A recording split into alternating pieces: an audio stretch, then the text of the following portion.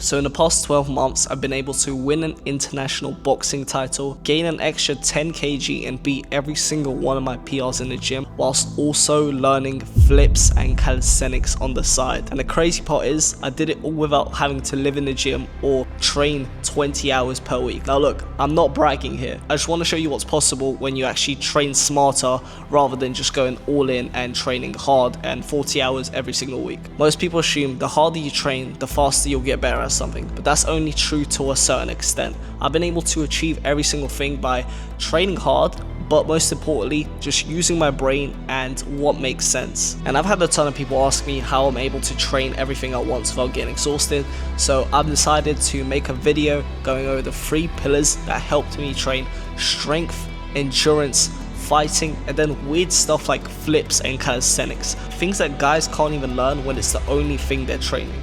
Alright, let's go. Now look, when I first started boxing and I wanted to get better at my jab, it wasn't all about just throwing the jab in the same place, same speed, same time. It was about switching it up. Kind of like, you know, in the animes when they swing the sword like 1,000 times and they say, that is how you get better. You just practice the same thing enough times. Well, that is a lie, because in situations where you have to perform the said skill, you are not going to do it in the exact place, the exact tempo you were doing it when you were training. So by skill variation, what I mean is you have to throw that jab at different speed, different level, different timing, different heights. So you can have your arm down here, you can have your arm up here. And I'm relating this to boxing just because it's similar to understand, but this kind of goes with everything. Same thing with handstands. You don't just practice handstands on the floor against the wall. You practice them on parallettes. You do walking handstands. You put the skill in different variations where it becomes hard, because then you kind of master pieces of it at the same time. You're mastering level 1, 2, 3, and 4 as you're doing it in different situations. So when the time comes and you have to perform the skill situationally, you've learned every step of it. This is also true because the body doesn't really work by repetition. It works by problem solving. Now, the most important part is when you do the skill in these different situations, you actually manage control, not just strength. And that is the part that you need the most. In every skill, it's about control. It's not about just doing it, because most people can just go and do a backflip, but it's about who can control it, who can jump up, flip up in the air when they're at the top of the jump, and then land on their feet as well. And this is how you build the true skill, because by the time you learn to do the handstand or learn how to throw the jab properly, you'll be able to throw it in different situations, making your speed of learning already 10x than someone that just throws the same jab in the same place at the same time. So just like a quick math formula, even though I fucking hated maths back in school. Variation equals control, repetition equals comfort. Everyone can repeat the same thing because it's super easy to just do one jab or one handstand and fail. Variations, it actually causes your brain to think, develop the skill more, and then learn faster.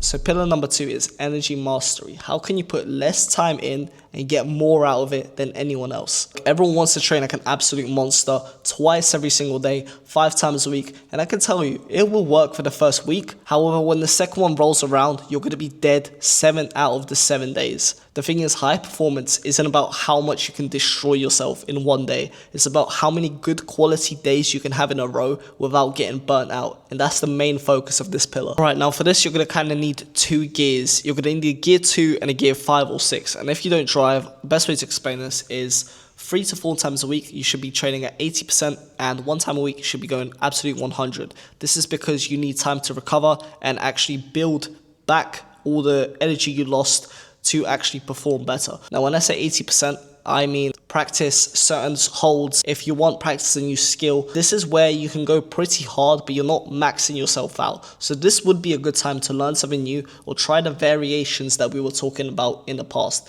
because you can never max out a variation because you're still trying something new. Now, what I mean by gear 5 or 6, depends what car you drive, obviously, but this would be absolute 100%. So in 1 day per week, absolutely go all out.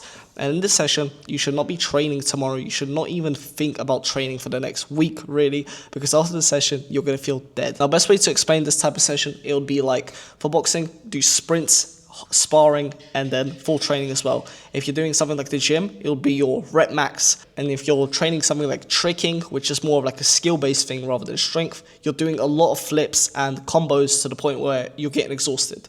Another way to explain it is gear 2 is like building a machine. Gear 5 is making it work and actually running it. Now, with that being said, you should absolutely think of recovery, and this is quite a boring topic, so don't speak too much about it. Now, what I mean by recovery is sleep 7 to 8 hours a day. You should be eating a gram of protein per pound to be on the safer side. And then you should also just relax. When you're on your off days, don't go running around just fucking about doing the skill again. You should actually relax. So you could do like a light cardio, walk around if you really feel like doing something, or you could just study online and just learn a bit about it on YouTube and the best ways to do it. Now, pillar 3 is actually focus rotation, and it's the one thing I don't hear a lot of people talk about, but I've used it to learn things 2 times the rate everyone else, whilst also just not getting burnt out as much.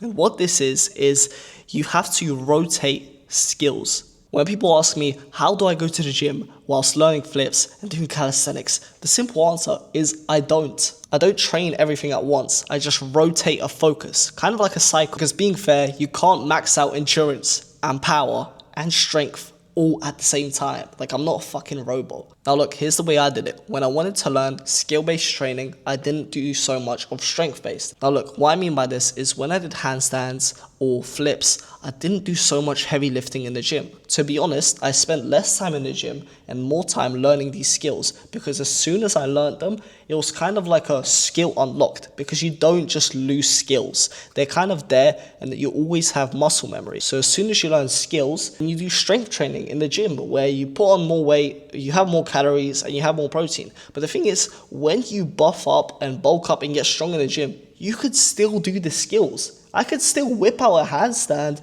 or do a flips as I get better. An example of this is Sam Sulek. Have you seen this guy on a diving board? And when in the past couple of months have you seen him train diving? Or this guy, I'm pretty sure he does BMX as well. That's a good example of how you can learn skills, do strength, go back to skills, go back to strength, and just vary across them. And the best thing is, people don't even notice. Because when you learn skills as well, you have some sort of strength training still there. It's not like you're fully going off training your muscles. And that's the one thing people miss. So rotate your training depending on what you're doing. If you're learning skill-based things like flips or calisthenics, then do skill-based training throughout the week. If you're doing strength-based training or endurance training like boxing, then make sure your week revolves around that. And you can cycle it every single month. I don't know if you guys ever play those games where every time you level up, you unlock a new skill and you just like have the past ones, like endurance or strength. I fucking love those games. But that is essentially how life works. And the best part about it, once you've gone like a year or 2 of cycling this over and over again, you'll be good at multiple skills, which means any sport you get into, you just become kind of goated. You have like a micro skills and everything. So yeah, that's my 3 pillars on how I'm able to fight, do calisthenics, be low-key kind of strong, and have a fairly good physique. Hope this helps someone out, and let's fucking go.